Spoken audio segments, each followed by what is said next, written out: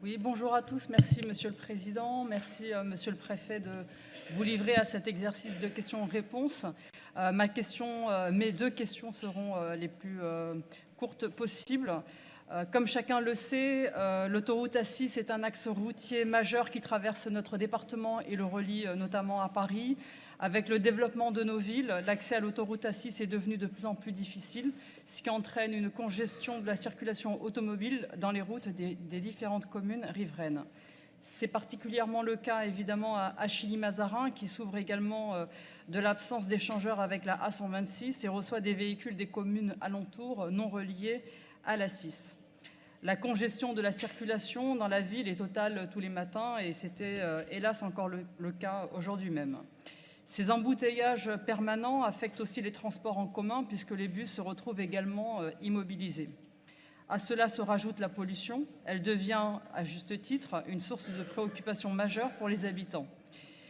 Et les projets de construction de logements, à Achilly-Mazarin comme dans les communes limitrophes, ne peuvent qu'accentuer ces difficultés.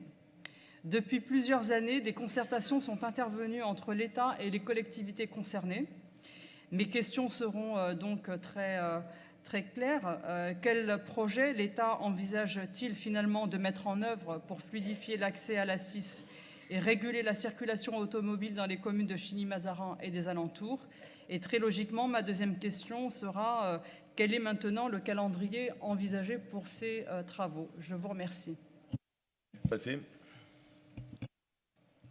J'aurais pas dû toucher. Si, ça va. La question de Madame Rezgui sur l'autoroute A6 et éventuellement d'autres axes qui sont concernés par la saturation et de ce fait les gros embarras de transport et de desserte du département ou à partir du département.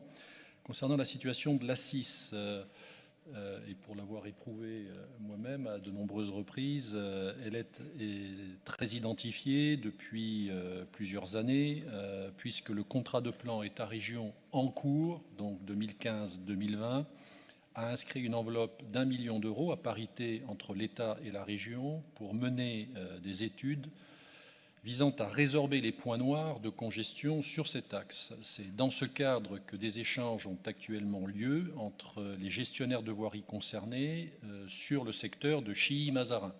Et nous avons eu avec le président du conseil départemental encore récemment l'occasion de l'évoquer avec le directeur des routes d'Île-de-France, donc pour la partie État et la commune.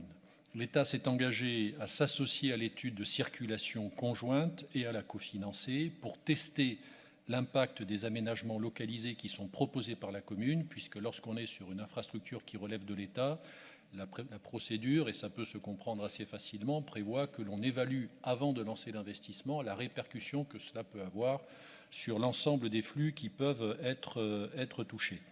Une réunion très prochaine est prévue avec l'ensemble des partenaires pour poser les bases techniques de cette étude et confirmer les modalités financières de sa mise en œuvre. Plus largement, parallèlement plutôt, sur les transports en commun, l'État, vous le savez, soutient le projet de T12 Express, aujourd'hui en travaux, qui permettra à sa mise en service de relier Massy à Évry en desservant également Chilly-Mazarin. Il améliorera notamment les liaisons vers Paris en apportant une offre de mobilité plus performante et il est financé en totalité, là encore, sur le CPER en cours 2015-2020, l'État apportant 30% du financement du projet, soit 143 millions d'euros, qui a déjà été mise en place sur plusieurs conventions et dont la dernière sera engagée en 2020. Je précise ces points pour répondre à votre demande concernant les calendriers.